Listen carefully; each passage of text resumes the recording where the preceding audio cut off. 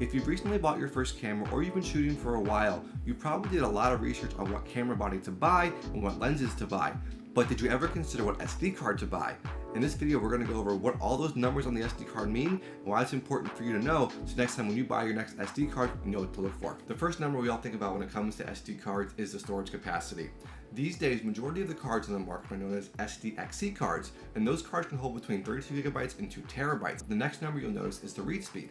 In this case, this card has a maximum read speed of 250 megabytes per second. That's a theoretical maximum though. So with the optimal parameters, this card theoretically could be read at 250 megabytes per second. Now the X number you'll see on some cards is more of a marketing gimmick. It is a speed rating, but it's not an official speed rating. What the X is referring to is the standard CD-ROM read rate, which is 150 kilobytes per second. So for example, 1000X means that this is 1000 times faster than the read speed of a CD-ROM. It equals to 150 megabytes per second as a maximum theoretical read speed. The next numbers that you'll notice on your SD cards are all related to speed rating classes. Speed class ratings have changed over the years. However, they're all still included on the card. What that speed's referring to is the minimum sustained write speed of the card. Now we'll start with the first class, which is the C class rating. A C10 means the card has a guaranteed minimum write speed of 10 megabytes per second. The next speed rating that came out after C class was the U class rating.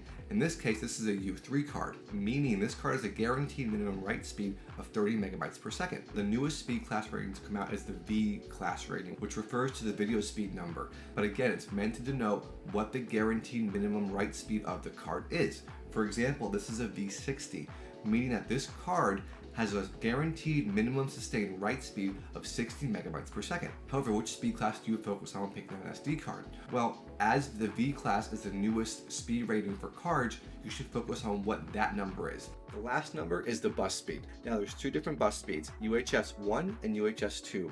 You'll see this noted as a Roman numeral on your SD card. Roman numeral 1 is UHS-I, Roman numeral 2, UHS-II. The other way to check the bus speed of your card is to look at the back of it. If there's 2 rows of contacts, that's a UHS-II card. If there's only 1 row, it's a UHS-I card. Now it's important to note you check that your device can utilize a UHS-II card. If it's rated to only utilizing UHS-I cards, you can use a UHS-II card in the camera. However, you won't be able to take full advantage of the SD card's capabilities. So out of all of these specs, what numbers do you actually focus on? Well, the first number you should focus on, of course, is the storage capacity. When picking out an SD card, you want to figure out what your storage capacity needs are, and also what you prefer when it comes to how many cards you want to carry with you.